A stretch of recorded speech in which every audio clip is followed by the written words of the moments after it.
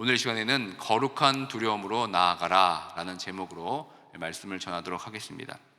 복음과 교회, 그리고 우리의 이 신앙은 이 본질상 이 세상과 같은 길을 갈 수가 없습니다. 왜냐하면 세상은 본질상 부패하고 더럽기 때문에 그렇습니다. 그리고 세상은 하나님의 심판과 정죄 아래에 있기 때문에 그렇습니다. 그래서 교회를 하나님께서 이 세상으로부터 거룩하게 구별하여 부르셨습니다. 그러므로 교회는 하나님의 의를 따라 거룩한 이 공동체가 되어야 합니다. 그러기 위해서는 먼저 이 세상이 교회를 볼 때 이 교회가 되게 낯설어야 합니다. 그런데 세상이 교회를 볼 때 어떻습니까? 교회나 세상이나 별반 다르지 않다고 생각합니다. 오히려 세상이 교회를 걱정하는 시대가 되어가고 있습니다. 특별히 연일 이 사회면에 등장하고 있는 교회들의 어떤 사건, 사고, 또 부조리들은 이 교회와 성도들을 움츠러들게 합니다. 그러니까 교회가 세상의 소금과 빛이 되어서 세상의 부패를 막고 세상의 어둠을 몰아내는 것이 교회의 사명임에도 불구하고 교회는 점점 그 기능을 잃어버리고 있습니다. 오히려 세상에 지탄을 받는 시대가 되어버렸습니다. 그 이유가 무엇이겠습니까? 그 이유에 대해서 베드로는 어떻게 진단하고 있습니까? 우리 다 함께 14절부터 16절의 말씀을 함께 읽도록 하겠습니다. 너희가 순종하는 자식처럼 전에 알지 못할 때에 따르던 너의 사역을 본받지 말고 오직 너희를 부르신 거룩한 이처럼 너희도 모든 행실에 거룩한 자가 되라.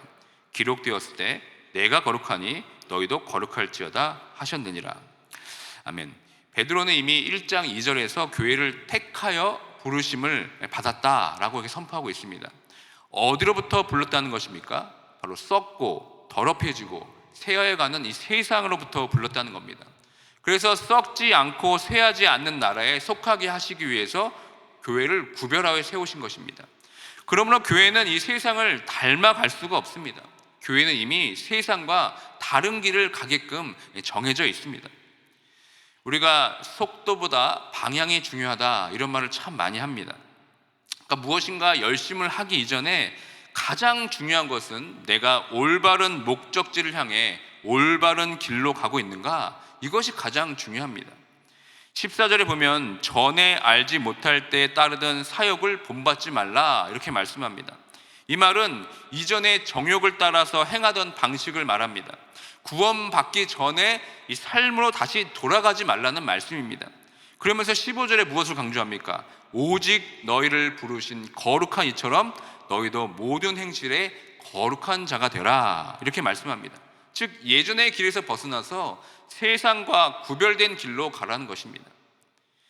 우리는 이 두 가지의 길, 다시 말해서 구원받기 전의 정욕의 길과 이 구원받은 후에 거룩한 길, 이 사이에서 우리는 갈등하게 되어 있습니다. 내가 걷고 있는 길이 과연 하나님께서 보시기에 구별된 길로 가고 있는가, 아니면 여전히 세상의 길을 걷고 있는지 우리는 늘 점검해야 합니다. 특별히 교회 일을 할 때도 마찬가지입니다. 과연 내가 추구하는 섬김이 이 세상의 방법과 세상의 가치로 교회를 섬기고 있는지, 아니면 이 하나님의 그 은혜의 원리 안에서 하나님의 말씀과 성령의 도우심을 통해서 우리가 교회를 섬기고 있는지 우리는 늘 점검해야 합니다. 교회를 섬길 때 가장 큰 어려움은 이 두 가지의 길을 가고 있는 사람들이 충돌할 때입니다. 이 두 가지의 길에서 모두가 열심일 때 교회는 가장 큰 문제가 생깁니다. 각자 나름대로 교회를 생각해서 열심을 가지고 최선을 다해 섬기고 있지만 그 방향이 완전히 다를 때 그것은 아주 교회에게 치명적이 되는 것입니다. 이 교회는 하나님의 아버지의 미리하심과 성령의 거룩하심으로 태어났습니다. 그러니까 교회는 하나님의 온전한 뜻 가운데 서 있습니다. 그런데 이 교회를 하나님의 뜻이 아닌 이 세상의 것들로 교회를 세워간다면 결국은 세상에서부터 구별되어 거룩한 길을 가는 것이 아니라 오히려 세상의 길에 동화되어서 엉뚱한 길로 가게 됩니다. 물론 세상의 방법을 따라서 교회를 세워가는 교회도 많이 있습니다. 하나님의 마음을 만족해 하는 것이 아니라 세상 사람들의 마음을 만족을 추구하며 교회를 세워가는 교회도 많이 있습니다. 그런데 여러분, 그 결과는 어떻습니까? 결국은 세상에게 도리어 버림당하고 짓밟힘을 당하게 됩니다. 썩어지고 더럽게 되어서 이 죄와 사망이라는 결승점에 도달하게 됩니다. 우리가 이런 모습들을 얼마나 많이 보았습니까? 그러므로 우리는 무엇을 따라 열심을 낼 것인가? 이것이 가장 중요합니다. 속도가 아닌 방향을 올바로 정해야 합니다. 그렇기 때문에 우리는 먼저 하나님의 뜻을 묻고 말씀 속에서 그 길을 찾아내야 합니다. 그리고 성령의 인도하심을 따라 결정해야 합니다. 그러니까 열심과 열정이 있다는 것은 아주 귀한 것입니다. 그 열심과 열정이 변화를 일으키기도 합니다. 그러나 어디에 그 열심과 열정이 붙잡혀져 있는지 우리는 늘 확인해야 하는 것입니다. 그 열심과 열정으로 하나님의 말씀과 성령의 인도하심을 통해서 우리는 이 세상을 다른 길로 완주해야 합니다. 그리고 어디까지 나아가야 되겠습니까? 생명의 면류관을 주시는 그 하늘나라의 그 결승선까지 우리는 달려가야 합니다. 교회는 이미 시작과 끝이 분명하게 결정되어 있습니다. 그 출발선도, 결승선도 이미 하나님의 미리하심 가운데 다 정해져 있습니다. 우리를 구원하심을 통해서 우리를 이미 새로운 출발선에 서게 하셨고, 이제는 그 결승선을 향해서 우리를 달려가도록 우리를 부르셨습니다. 그러므로 교회는 이 하나님에게서부터 출발이 되어야 하고, 그리고 하나님과 함께 가야 하고, 결국 교회는 하나님께 이르게 되는 것입니다. 그렇기 때문에 우리는 하나님을 닮아가는 그 거룩한 길로 나아가야 합니다. 하나님께 주신 이 거듭난 생명으로 온전히 성장하고 성숙해져서 하나님을 아버지를 닮는 온전한 자녀가 되어야 합니다. 하나님 아버지의 마음, 생각, 뜻, 성품, 그 모든 것을 닮아서 그분의 형상으로 온전한 성숙의 자리로까지 나아가야 합니다. 그것이 바로 거룩으로 가는 길입니다. 그러므로 15절과 16절에 베드로가 이렇게 선포합니다. 다 함께 15절 16절 말씀 함께 읽도록 하겠습니다. 오직 너희를 부르신 거룩한 이처럼 너희도 모든 행실에 거룩한 자가 되라. 기록되었으되 내가 거룩하니 너희도 거룩하라 할지어다. 그러니까 우리는 계속해서 거룩함을 추구하며 나아가야 합니다. 우리의 신앙의 연륜이 쌓이면 쌓일수록 나타나야 할 표지가 바로 거룩함입니다. 이 세상과 구별된 모습입니다. 하나님의 성품이 우리 삶 속에서 드러나야 합니다. 그런데 신앙생활을 오래 했다고는 하는데 오히려 거룩함이 아니라 세상의 정욕과 고집으로 가득 차 있다면 그것이야말로 치명적인 것입니다. 그러므로 우리는 세상과 다른 길을 가야 합니다. 그것이 우리가 바로 가야 할 길입니다. 그러나 그 길을 걷는 것이 쉽지가 않습니다. 그 길을 나서게 될 때 먼저 두려움이 앞섭니다. 세상과 다른 길을 가는 이 길이 과연 맞는 길인가? 우리는 의심하기도 합니다. 왜 그렇습니까? 그 길은 외롭고 고독한 길이기 때문에 그렇습니다. 그때 우리는 두려움을 맞게 됩니다. 아마도 이 서신을 받는 이 로마 제국에 흩어진 이 변방의 교회들이 지금 이 큰 두려움 가운데 있었을 것입니다. 말씀대로 살기 위해 몸부림쳤고 이 썩어가는 세상 속에서 부패한 길로 가지 않기 위해서 애를 썼습니다. 부정직한 세상에서 정직하게 살기 위해서 노력을 했습니다.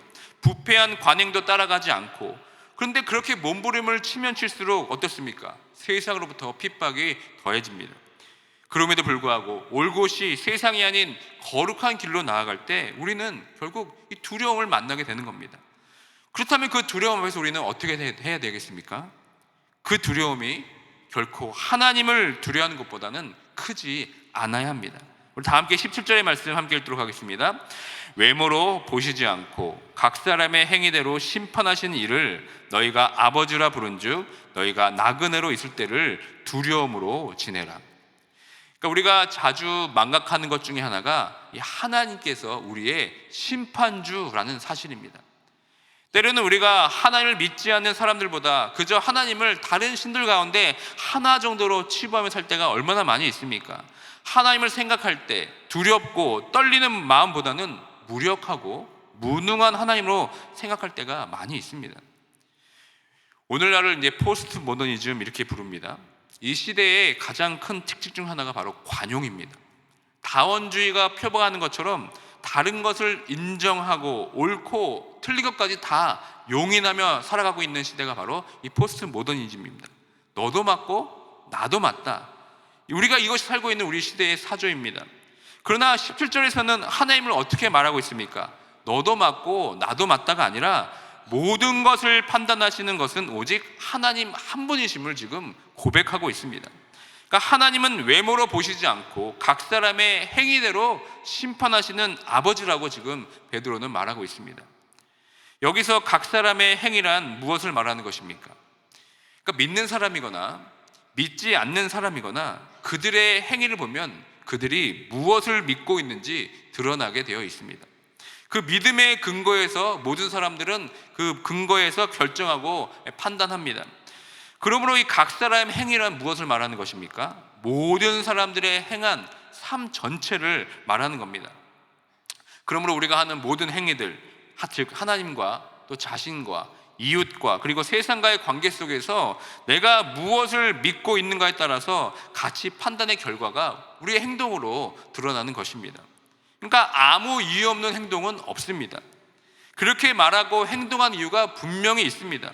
그것이 바로 무엇에 근거한 행동입니까? 바로 내가 믿고 있는 바에 의해서 드러나는 것이 우리가 나타나고 있는 행동인 겁니다.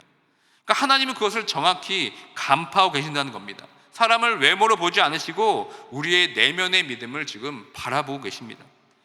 과연 하나님 자신을 닮아가는 그 거룩함 가운데 살아가고 있는지 그 중심을 보시는 것이 바로 우리의 하나님이십니다. 그렇기 때문에 이 세상을 어떻게 살아가야 합니까? 그 하나님을 두려움으로 바라봐야 합니다. 그래서 17절 하반절에서 말씀하듯이 너희가 나그네로 있을 때를 두려움으로 지내라. 다시 말해서 이 종말에 있을 때 그 하나님의 심판을 기억하면서 거룩한 두려움 가운데 살아가라고 말씀하고 있습니다. 대부분 사람들이 자신의 신분이 노출되고 자신이 머물고 있는 이 정착지에서는 별다른 실수를 하지 않습니다. 왜 그렇습니까? 자기 자신을 누군가 알고 또 보고 있다고 생각하기 때문에 그렇습니다. 그런데 잠깐 먼 타지로 가서 자신이 잘 모르는 곳에 가게 되면 어떻게 됩니까? 사람들은 자신을 아무도 모를 것이라는 생각에 방심해서 실수를 저질 때가 참 많이 있습니다. 그래서 멀쩡히 자기가 속한 곳에서는 존경을 받던 사람들이 타지에 가서 탈선할 때가 너무나 많이 있습니다. 왜 그렇습니까?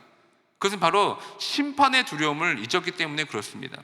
나의 일거수 일투족 그 행위를 지켜보고 계시는 그 하나님을 잊었기 때문에 그렇습니다. 그 심판의 두려움을 잠깐의 유혹과 즐거움으로 망각하기 때문에 그렇습니다. 그래서 전혀 예상치 못한 생각밖에 이탈로 내달려가서 씻을 수 없는 과오를 저지르는 것을 우리가 얼마나 많이 보게 됩니까? 그렇기 때문에 베드로는 지금 무엇을 강조하고 있습니까? 교회를 향해서 마땅히 두려워할 것이 바로 하나님 한 분이라는 것을 지금 가르치고 있습니다. 각자 그 행위대로 심판하실 하나님을 다시 한번 우리에게 보여주면서 지금 판단하고 심판할 자가 저 멀리 있는 것이 아니라 지금 나와 가까이 계시기 때문에 이 세상 속에서 두려움을 가지고 하나님 앞에서 서 있는 모습으로 지금 살아가라고 말씀하고 있습니다. 그러니까 우리가 두려워할 것은 세상의 것이 아닙니다. 돈을 두려워하고 사람을 두려워하고 미래를 두려워하지 마시길 바랍니다. 이 세상에서 우리가 두려워할 것은 우리의 행위대로 심판하시는 하나님 한 분임을 고백하는 모두가 되길 주님의 이름으로 축원드립니다. 여러분 마음 가운데 하나님을 향한 거룩한 두려움보다 더한 것이 무엇입니까? 그것이 돈입니까? 그것이 건강입니까? 아니면 사람과의 관계입니까? 아니면 앞으로 닥쳐올 죽음입니까? 사람이 마땅히 두려워야 할 것을 두려워하지 못하면 온갖 다른 두려움에 사로잡히게 되어 있습니다. 그러나 거꾸로 사람으로서 마땅히 두려워할 그 하나님만을 두려워한다면 다른 모든 두려움들로부터 해방되게 될 줄 믿습니다. 그 18절에서 베드로가 이렇게 강조합니다. 다 함께 18절의 말씀을 함께 읽도록 하겠습니다. 너희가 알거니와 너희 조상이 물려준 헛된 행실에서 대속함을 받는 것은 은이나 금같이 없어질 것이 된 것이 아니요. 여기서 헛된 행실이란 무엇을 말합니까? 여기서 헛되다라는 것은 속이 텅 비어 있는 것을 말합니다. 아무런 결과를 내지 못하는 것이 바로 이 헛된 행실입니다. 왜냐하면 하나님의 말씀의 진리를 알지 못하기 때문에 텅 비어서 부패하고 썩은 행실을 나타내게 되는 겁니다. 요즘에도 이 헛된 행실이 우리 삶 속에서 많이 일어나고 있습니다.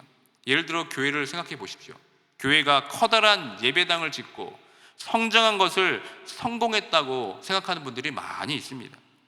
만약 그렇게 생각한다면 그것이야말로 자본주의적 세상의 풍속을 따라가는 현대판 미신입니다. 이 교회는 건물이 아니기 때문에 그렇습니다. 성도들이 바로 교회입니다. 교회의 성장은 여러분 건물에 있지 않습니다. 교회의 성장은 구원받은 성도들이 하나님께서 부르신 그 거룩함으로 변화되는 것이 진정한 성장이며 성숙입니다. 예를 들어 교회 건물은 크게 잘 지었습니다. 그런데 그 교회에 모인 사람들이 하나님에 대한 두려움도 없고 세상의 방식을 추구하면서 이 종교적인 힘을 빌어서 자신을 이루고자 하는 바를 이루기 위해 애쓰는 사람들만 모여있다고 여러분 생각해 보시길 바랍니다. 여러분, 그것을 과연 교회의 성공이라고 말할 수 있겠습니까? 그것이야말로 세상이 추구하고 있는 그 성장을 쫓는 헛된 행실이 아니겠습니까? 그러나 베드로는 이런 헛된 행실에 대해서 어떻게 선포하고 있습니까? 18절에 보시면 헛된 행실에서 대속함을 받았다 이렇게 말합니다. 그래서 그 19절에서 대속함에 대해 더 자세히 풀어서 우리에게 말씀하고 있습니다. 다 함께 19절의 말씀을 함께 읽도록 하겠습니다. 오직 흠없고 점없는 어린 양 같은 그리스도의 보배로운 피로 된 것이라.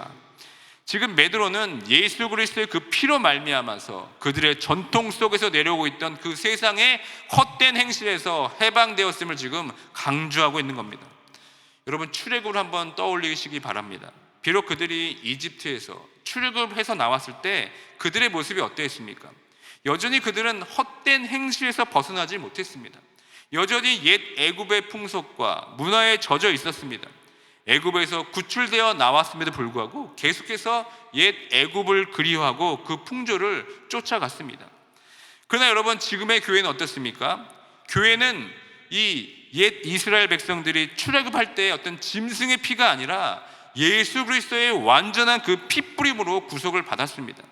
출애굽한 이스라엘 백성들처럼 이집트나 로마 이 세상에서 건져내신 것이 아니라 예수 그리스도의 피뿌림으로 인해서 심령을 새롭게 하고 죄와 죽음의 권세에서 완전히 벗어남을 통해 완전한 제2의 출애굽을 감행한 것이 바로 여러분 교회입니다. 그러면 교회는 믿음을 두렵게 하는 세상의 풍조와 이 사조를 두려워해서는 안 되는 것입니다. 이제는 예수 그리스도의 그 피뿌림으로 구원받은 우리들이 세상과 다른 길을 걸어가야 되는 겁니다. 하나님께서 우리를 부르신 그 거룩한 부르심의 순종함으로 말미암아 거룩한 두려움으로 헛된 행실이 아닌 이 거룩한 행실로 우리는 나아가야 되는 것입니다. 말씀을 맺겠습니다. 예수 그리스도의 피와 죽으심으로 우리는 세상으로부터 거룩한 백성으로 부르심을 받았습니다. 이 세상으로부터 해방된 존재가 바로 우리들입니다. 은과 금과 비교할 수 없는 그리스도의 값진 죽음과 부활로 우리를 거룩한 백성으로 삼아 주셨습니다. 교회가 세상을 쫓고 세상을 따라간다면 그것은 진정한 교회가 될 수가 없습니다. 교회가 교회되기 위해서는 무엇보다 하나님을 두려워하는 마음이 있어야 합니다. 그 하나님만을 두려워하는 마음이 있을 때 우리는 세상의 어떤 두려움도 견디게 될 줄 믿습니다. 다시 한번 하나님께 여러분 거룩한 두려움으로 나아가시길 바랍니다. 지금도 살아계셔서 우리의 모든 행위를 살펴보시는 그 심판자 하나님이 우리와 함께 하신다는 사실에 여러분 두려워하시길 바랍니다. 그 거룩한 두려움 앞에서 우리가 떨면서 하나님 앞에 설 때 우리는 이 세상을 두려워하는 것이 아니라 이 세상과 구별된 거룩한 길로 나아가게 될 줄 믿습니다. 그 거룩한 길로 걸어가는 것이 바로 예수 그리스도가 걸었던 길입니다. 그리고 교회가 걸어야 할 길임을 여러분 잊지 마시고 그 길을 걸을 때 겪게 되는 고난도 기꺼이 감수하면서 나중에 받게 될 비교할 수도 없는 영광의 면류관을 바라보며 승리하는 교회가 되길 주님의 이름으로 축원드립니다. 아멘. 이 시간 말씀을 기억하며 다 함께 기도하기 원합니다. 여러분들은 지금 가장 여러분을 두렵게 하는 것이 무엇입니까? 무엇이 여러분 마음을 가장 두렵게 하고 있습니까? 우리가 가장 두려워할 것은 각 사람의 행위대로 심판하시는 하나님 아버지심을 고백하는 이 시간을 되기 원합니다. 여러분 마음 가운데 하늘 향한 거룩한 두려움보다 더한 것이 무엇입니까? 그것이 돈입니까? 그것이 건강입니까? 그것이 사람과의 관계입니까? 아니면 앞으로 닥쳐올 죽음입니까? 사람이 마땅히 두려워할 심판자 되시는 하나님을 두려워하지 못하면 온갖 다른 두려움에 사로잡히게 됩니다. 그러나 거꾸로 사람으로서 마땅히 두려워할 하나님을 두려워한다면 다른 모든 두려움들로부터 해방되게 될 줄 믿습니다. 다시 한번 나의 삶을 돌아보면서 하나님만을 두려워하겠습니다. 그 거룩한 두려움으로 모든 행실에 거룩한 자로 살아가겠다고 다짐하는 내 자신과 교회가 될 수 있도록 이 시간 다 함께 기도하며 나가도록 하겠습니다.